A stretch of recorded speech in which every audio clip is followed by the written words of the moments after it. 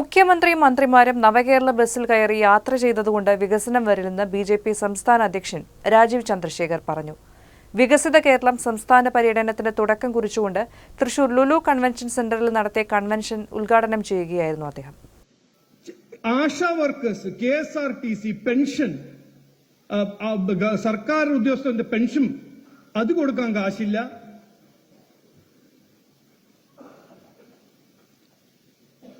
അടിസ്ഥാന സൗകര്യങ്ങൾ നമ്മുടെ രാജ്യത്തിൽ ഉണ്ടെങ്കിൽ അതെല്ലാം ഉണ്ടാക്കുന്നത് നരേന്ദ്രമോദിജി ഗവൺമെന്റ്. അത് ഞാനല്ല പറയുന്നത്, അത് കുഞ്ഞാലിക്കുട്ടി സാഹിബ് അസംബ്ലിയിൽ പറയുന്നു.